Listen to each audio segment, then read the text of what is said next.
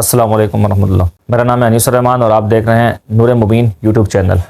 आज हमारा English language listening practice का पार्ट नंबर 47 है और आज हम डोनाल्ड ट्रंप जो कि अमेरिका के सदर हैं उनकी स्पीच लेकर आए हैं। कहा जाता है कि ये अमेरिका के इमरान खान है, उनकी स्पीच है, विक्ट्री स्पीच है। हमारा जो इसमें लिसनिंग प्रैक्टिस में फ़ोकस होता है वो होता है grammar, vocabulary, pronunciation, contraction and accent. इन चीज़ों पर हमारा फोकस होता है कि जो ग्रामर होती है उससे हम ज़ाहिर है ट्रांसलेशन तो ग्रामर की मदद से करते हैं, उसको समझते हैं, उसकी कॉम्प्रिहेंशन जो है वो ग्रामर की मदद से होती है। दूसरी चीज़ है उसकी वोकेबलरी, उसका प्रोनंसिएशन, उसका तलफ़ुज़ कैसा करना है हमने। उसके अलावा फिर कॉन्ट्रैक्शन है जो अल्फाज को शॉर्ट कर देते हैं, बीच में शॉर्ट करके बोलते हैं वो, तो उसको समझना है। लिसनिंग में ये चीज़ मैटर करती है कि आप उनके कॉन्ट्रैक्शन को समझ कर आप समझें कि वो क्या कह रहे हैं। आप कॉन्ट्रैक्शन को नहीं समझेंगे तो आप समझ नहीं पाएंगे कि वो क्या कह रहे हैं। चलिए सुनिए क्या कह रहे हैं। This was a movement like nobody's ever seen before. This was a movement like nobody's ever seen before. कहने कि ये वो मूवमेंट है, ये वो तहरीक है। मूवमेंट का मतलब तहरीक, कंपेन जो इलेक्शन के लिए की जाती है। तो कह रहे हैं कि इस तरह की मूवमेंट जो है वो किसी ने इससे पहले देखी नहीं होगी। Like nobody's ever seen before, किसी ने भी देखी नहीं है इससे पहले। This was a movement like nobody's ever seen before. Nobody's उन्होंने कहा। ये नोबडीज क्या है? Nobody has, present perfect tense है। Nobody has ever seen before, ये प्रेजेंट परफेक्ट टेंस है। एंड नोबडी हैज को आपस में मिला के कॉन्ट्रैक्शन किया, उसका मिला के बोला, क्या बोला? Nobody's ever seen before. Nobody's ever seen before, किसी ने भी इससे पहले नहीं देखा है। एवर का मतलब कभी भी। This was a movement like nobody's ever seen before, ये वो तहरीक है कि इससे पहले कभी भी किसी ने इस तरह की तहरीक देखी नहीं है। And so I want to thank the American people for the And just I want to thank the American people. मैं सिर्फ अमेरिकन जो पीपल है, अमेरिका के लोग हैं, उनका मैं शुक्रिया अदा करना चाहता हूँ। Just I want to thank, I want क्या है? आई वांट टू का वो कॉन्ट्रैक्शन करके अमेरिकन क्या कहते हैं? वाना, ठीक है। And just I want to thank the American people, American people, America के लोगों का, ठीक है। अमेरिकन पीपल, अमेरिका के लोगों का मैं शुक्रिया अदा करना चाहता हूँ। अच्छा, इसमें एक बार देखें, दी अमेरिकन पीपल, अमेरिकन जो है इसके शुरू में ए आया है तो THE को इन्होंने क्या पढ़ा? दी पढ़ा, दी बोला। ए जो है वोवेल में से है, इस वजह से इन्होंने दी पढ़ा। I want thank the American people, the American people, the American people नहीं, दी अमेरिकन पीपल। क्यों? अमेरिका के शुरू में आ है, ए, और ए जो है वो क्या है? वोवेल में से है। इस वजह से जब अगला वर्ड वोवेल से शुरू हो तो उससे पहले जो आर्टिकल THE जो आता है इसको हम दी पढ़ते हैं। और अगर THE के बाद वाला वर्ड जो है वो कॉन्सोनेंट हो, वोवेल ना हो, कॉन्सोनेंट हो, तो फिर हम इसको दा पढ़ते हैं, ठीक है। तो यहाँ पे डोनाल्ड ट्रंप ने क्या बोला? I want to thank the American people, ठीक है। तो इस बात को भी अपने जहन में रख लें। for the extraordinary honor of being elected your 47th president and your 45th president. For the extraordinary honor of being selected your 47th president and your 45th president. किस बात के लिए मैं शुक्रिया अदा करता हूँ? For the extraordinary honor, गैर मामूली इज्जत का, ठीक है, गैर मामूली इज्जत का, ठीक है। गैर मामूली इज्जत क्या मतलब? मामूल से हटकर। एक्स्ट्राऑर्डिनरी का मतलब मामूल से हटकर, सही है, सबसे ज्यादा इज्जत। एक्स्ट्राऑर्डिनरी का मतलब होता है कि कोई मामूल से हटकर किसी चीज, किसी शख्स में कोई सिफत जो है वो ज्यादा पाई जाती हो, ठीक है।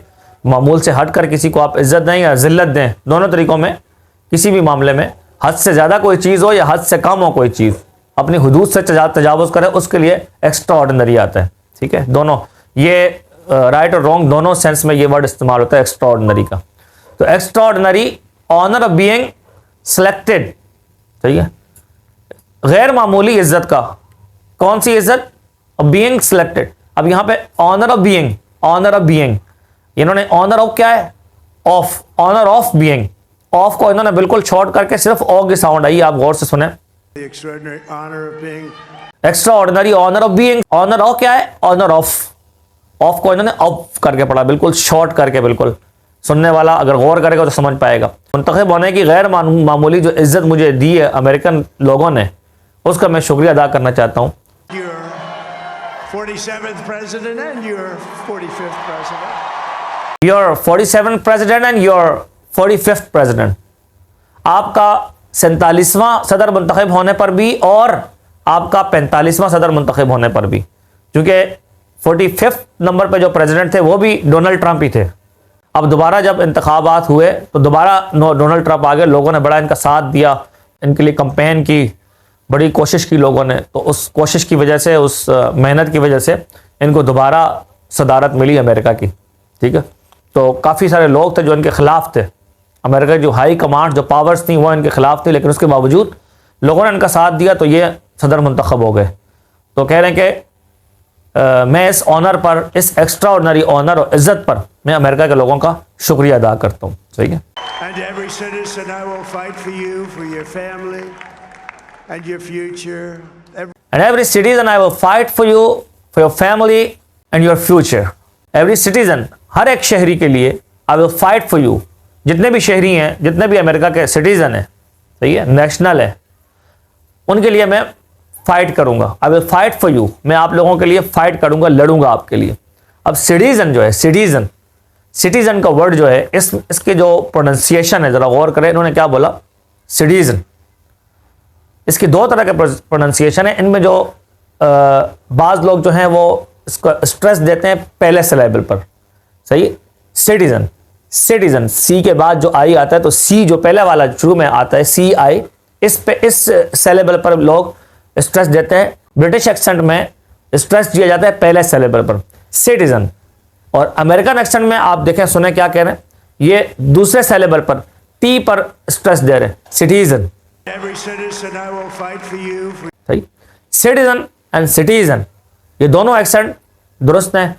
जो सिटीजन सी पर जो स्ट्रेस देते हैं ये ब्रिटिश एक्सेंट में होता है, और जो टी पर स्ट्रेस देते हैं ये किस पे होता है, ये अमेरिकन एक्सेंट पे होता है, जैसे कि ट्रंप साहब कह रहे हैं, every citizen I will fight for you, मैं आप लोगों के लिए लड़ूंगा, फॉर योर फैमिली, आपके खानदान वालों के लिए भी लड़ूंगा, एंड योर फ्यूचर, और आपके मुस्तकबिल के लिए भी लड़ूंगा। ठीक है। दूसरी बात इसमें आप देखें, I will fight for you, for को इन्होंने क्या किया, शॉर्ट करके बोला फो। And every citizen, I will fight for you, for your family. Every citizen, I will fight for you. For you का मतलब for you, for your family, क्या बोला, for your family, आप लोगों के, आपके घर वालों के लिए, and your future, और आपके मुस्तकबिल के लिए। ठीक है, समझ गए बात को। यहाँ पे आप देखें तो ये कॉन्ट्रैक्शन करते हैं बहुत ज्यादा। तो आगे सुने क्या कह रहे हैं। Every single day I will be fighting for you, and Every single day I will be fighting for you. हर दिन, every single day का मतलब हर दिन, I will be fighting for you, मैं आप लोगों के लिए लड़ूंगा। ठीक है, I will be fighting, I will को जो है I will भी पढ़ते हैं, और I'll यानी W को हटाकर I के बाद अपोस्ट्रोफी और डबल L लगा के उस तरह भी पढ़ते हैं। दोनों तरीकों से इसका जो एक्सेंट है अमेरिकन एक्सेंट में दोनों तरीकों से पढ़ा जाता है। सही, आई विल भी पढ़ा जाता है, आई विल भी पढ़ा जाता है। I will be fighting for you, every single day I will be fighting for you, and मैं आप लोगों के लिए लड़ूंगा। आगे क्या करें, with every breath in my body, and with every breath in my body, और अपने जिस्म के अंदर मौजूद हर सांस के साथ आपके लिए लड़ूंगा। ठीक है, हर सांस के साथ, everything, every breath in my body. अब ब्रेथ जो वर्ड है, ये ब्रेथ जिसे हम कहते हैं ब्रेथ, ठीक है, ब्रेथ, टीएच की हम साउंड थे वाली साउंड देते हैं, लेकिन इन्होंने थे वाली साउंड नहीं दी, इन्होंने क्या किया, breath. every breath in my body, जो अब तलफ़ुज़ के साथ अगर कुरान पाक आपने पढ़ा होगा तो सा जैसे पढ़ते हैं ना, सा, दांतों से जबान थोड़ी सी बाहर आती कहते हैं, तो इस तरह सा का तलफ़ुज़ बनता है। इस तरीके से टीएच की साउंड भी इसी तरीके से देते हैं। Every breath in my body, हर अपने जिस्म में मौजूद हर सांस के साथ आपके लिए लड़ूंगा। सही, तो ब्रेथ, एक इस पे आपने फोकस करना है, ब्रेथ, ठीक, ब्रेथ नहीं, ब्रेथ। सही, every breath in my body. अच्छा, दूसरा बॉडी, बॉडी का जो लफ्ज है, इन्होंने पहली बात तो ये ध्यान में रखें कि इन्होंने ओ को ए की साउंड ली, बा, बो नहीं, बा। और दूसरा डी जो है, डी, इसको इन्होंने डी की मुकम्मल, जिसको हम डी की साउंड देते हैं, वो डी की साउंड नहीं, बल्कि इन्होंने आर को बीच में मिक्स किया थोड़ा सा। गौर करें आप, every breath in my body, बारी, every breath in my body, बारी, ठीक है। तो ऐसा भी कर लेते हैं, डी को आर की साउंड देके कन्वर्ट कर देते हैं। तो लिसनिंग प्रैक्टिस का फायदा ये है कि आप सुने भी और साथ में फिर समझ के बोलें भी उस तरह कैसे बोल रहे हैं वो, ठीक है। अगर मैं दोबारा वीडियो को दोबारा नहीं भी चलाता, आप फिर भी उसे रिवर्स करके पीछे वीडियो को पीछे करके दोबारा देख लिया करें आप कि वो कैसे बोल रहे हैं, आप बोलने की कोशिश भी साथ में किया करें। तो करें, and with every breath in my body, अपने जिस्म में मौजूद हर सांस के साथ मैं आपके लिए लड़ूंगा, ठीक है। तो ये हमारी लिसनिंग प्रैक्टिस की वीडियो थी आज की। उम्मीद है आपको वीडियो पसंद आई होगी। मिलते हैं नेक्स्ट वीडियो में, तब तक के लिए अल्लाह हाफिज़।